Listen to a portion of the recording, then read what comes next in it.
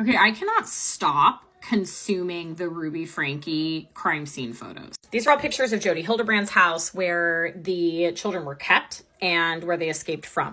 This is a safe room, which was actually just a literal safe with a bed inside where they would be kept. And I think the thing that strikes me the most about this image in particular is how deliberately this room was constructed. Like, the thing that I can't wrap my brain around is that it is so clear that so many provisions were made in this house to carry out this abuse. It wasn't just abuse that was happening inside a home. It was abuse that was planned for within a home, like this entire setup.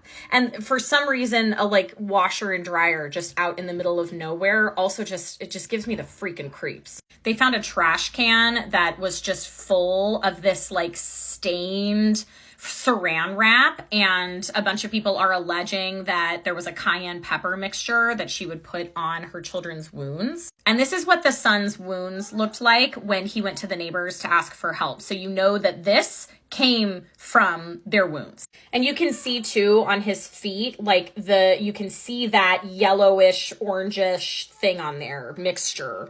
This is just, it's absolutely unfathomable. They found adult diapers and all these sections of rope. And there's even one horrendous shot of like a nightstand with coiling of rope. And there's like parenting books underneath it.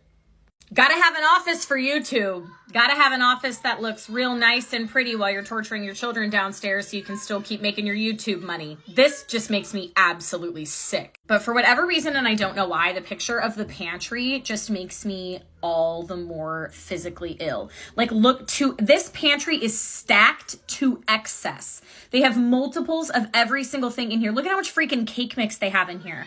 And they're starving the children. The children were both horribly emaciated and malnutritioned and dehydrated.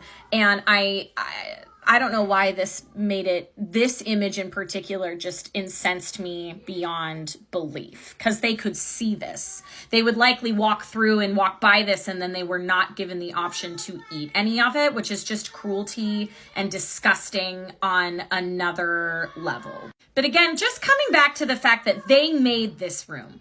This room was made for this, and I just cannot physically wrap my brain around that. Is anybody else as obsessed with this as I am? I cannot stop consuming these photos, and I cannot stop looking at the house and where it was and when they bought it and all of that kind of stuff. Just really, I am deep in this now.